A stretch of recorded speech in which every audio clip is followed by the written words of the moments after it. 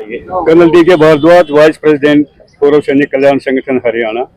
मेरा इन्वॉल्वमेंट कारगिल वार में समझौता वार्ता में इंडिया के 3 टीमों का मेंबर रहा हूं मैं, और वाघा बॉर्डर पे समझौता करके हमने लाहौर के 4 कोर मैच में फाइनल समझौता साइन किया था।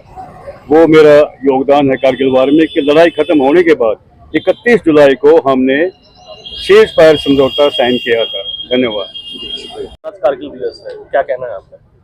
आपका परिचय ले लो, बता दें। मैं मेजर जनरल अनिल चौधरी हूँ, 17 मैकेनाइज्ड इन्फेंट्री से, और मेरा सौभाग्य रहा वही ब्रिगेड कमांड करने का, 70 इन्फेंट्री ब्रिगेड, जिसने कारगिल में बढ़ चढ़ के हिस्सा लिया था। कारगिल की जो विजय है, 85 दिन का जो युद्ध हुआ कारगिल का, वो उन पहाड़ियों पे था जहां पूरी दुनिया में आज तक किसी ने लड़ाई नहीं लड़ी, और वो भी लड़ाई उसके खिलाफ थी। घुसपैठिए जो हम समझते थे घुसपैठिए हैं, वो पाकिस्तानी सैनिक थे। अच्छी तरह से तैयारी करके उन्होंने डिफेंसेस बनाए। उस चढ़ाई पे 15 से 18 हजार फुट की पहाड़ियों पे जाना, जहां पर खड़ी चढ़ाइयां हो, छिपने की कोई जगह नहीं हो, आर्टिलरी का फायर मुश्किल से वहां पे डाला जाता है टेरेन के कारण, हवाई हमला भी वहां पे प्रिसीजन से नहीं किया जा सकता। उन पहाड़ियों पर जाके दुश्मन को खदेड़ना, ये विश्व के इतिहास में एक अभूतपूर्व विजय है। मैं आज कारगिल के विजय दिवस की 25 साल पूरे होने पर सभी सैनिकों को, सभी उन साथियों को जिन्होंने हिस्सा लिया, बहुत बधाई देता हूं। और हम सब जिन सैनिकों ने, जिन साथियों ने राष्ट्र की सेवा में वीर गति को प्राप्त किया, उन सबको तहे दिल से नमन करते हैं, सच सच उनका धन्यवाद देते हैं, जिनके कंधों पे हमारा राष्ट्र आज प्रगति कर रहा है। आज की युवा पीढ़ी के लिए क्या मैसेज है? आज की युवा पीढ़ी के लिए एक ही बात है, राष्ट्र को मजबूत बनाना सिर्फ सेना का काम नहीं है। हर आदमी अगर तहे दिल से, अपनी जगह से, ईमानदारी सच्चाई से ड्यूटी करता है, वो भी राष्ट्र को आगे बढ़ाने में उतना ही हिस्सेदार है। सेना का सहयोग दीजिए।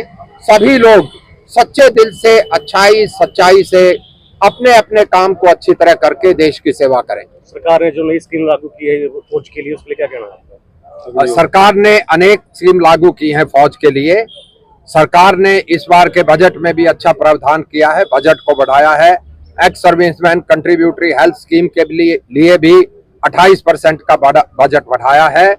आपका जो इशारा है अग्निवीर की तरफ है, ये बात अभी सरकार के दायरे में है, और इस पे पुनर्विचार किया जा रहा है कि इसको किस तरह से अच्छा किया जाए।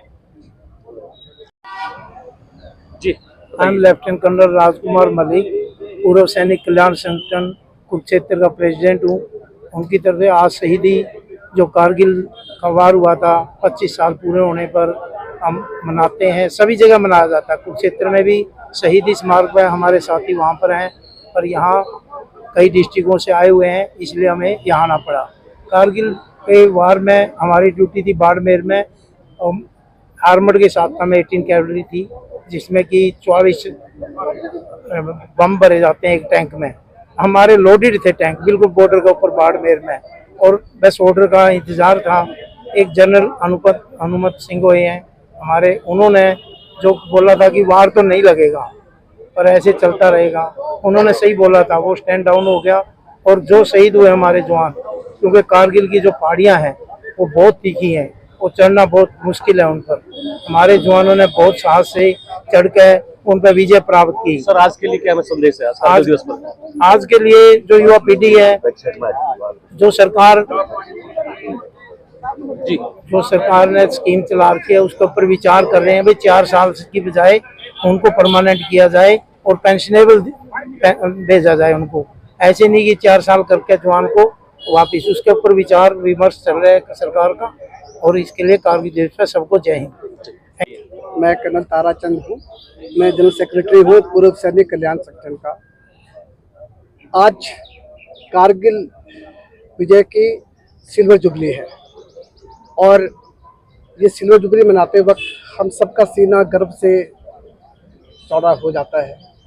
जैसे जनरल साहब ने अभी बताया है, कारगिल युद्ध के बारे में कुछ एक चीज़ें जो आमतौर पर पब्लिक को मालूम नहीं है। मॉडर्न टाइम में कारगिल की विजय एक अनोखा उदाहरण है जहां पर डिसाइसिव विक्ट्री इंडिया फौज की हुई थी, और वो भी इसके बावजूद कि हमारी फौज को एलसी क्रॉस करने के आदेश नहीं थे, और उन हालात के अंदर हमारी फौज ने 1900 फीट पर जाकर के बर्फ से ढकी चोटियों में उस बहादुरी से काम किया कि दुश्मन को वहां से या खत्म कर दिया या भगा दिया। सर आज का क्या किस तरीके से मनाया गया है? छोटा सा एक पॉइंट और है कि आज के दिन जो उस युद्ध में हमारे 527 ऑफिसर जैसे जवान शहीद हुए थे और तकरीबन 1360 सिपाही सोल्जर जो हैं वो जख्मी हुए थे, हम उन सब की बहादुरी को सल्यूट करते हैं। जी आई एम लेफ्टिनेंट कर्नल राजकुमार मलिक, पूर्व सैनिक कल्याण संगठन कुरुक्षेत्र का प्रेसिडेंट हूँ। उनकी तरफ से आज शहीदी जो कारगिल का वार हुआ था 25 साल पूरे होने पर हम मनाते हैं। सभी जगह मनाया जाता है, कुरुक्षेत्र में भी शहीदी स्मारक पर हमारे साथी वहाँ पर हैं, पर यहाँ कई डिस्ट्रिक्टों से आए हुए हैं इसलिए हमें यहाँ आना पड़ा। कारगिल के वार में हमारी ड्यूटी थी बाड़मेर में, आर्मर्ड के साथ में 18 कैवलरी थी जिसमें कि 24 बम भरे जाते हैं एक टैंक में। हमारे लोडेड थे टैंक बिल्कुल बॉर्डर के ऊपर बाड़मेर में, और बस ऑर्डर का इंतज़ार था। एक जनरल हनुमत सिंह हुए हैं हमारे, उन्होंने जो बोला था कि वार तो नहीं लगेगा पर ऐसे चलता रहेगा, उन्होंने सही बोला था, वो स्टैंड डाउन हो गया। और जो शहीद हुए हमारे जवान, क्योंकि कारगिल की जो पहाड़ियाँ हैं वो बहुत तीखी हैं, वो चढ़ना बहुत मुश्किल है उन पर, हमारे जवानों ने बहुत साहस से चढ़ के उन पर विजय प्राप्त की। सर आज के लिए क्या हमें संदेश है आज दिवस पर? आज के लिए जो युवा पीढ़ी है, जो सरकार ने स्कीम चला रखी है उसके ऊपर विचार कर रहे हैं भाई 4 साल की बजाय उनको परमानेंट किया जाए और पेंशनेबल भेजा जाए उनको, ऐसे नहीं कि 4 साल करके जवान को वापिस। उसके ऊपर विचार विमर्श चल रहा है सरकार का, और इसके लिए कारगिल दिवस पर सबको जय हिंद। खबर का मतलब ब्रेकिंग न्यूज नहीं, हर बहस का मतलब हंगामा नहीं। हरियाणा की सारी खबरें केवल हरियाणा बुलेटिन पर, सीधी बात नो बकवास।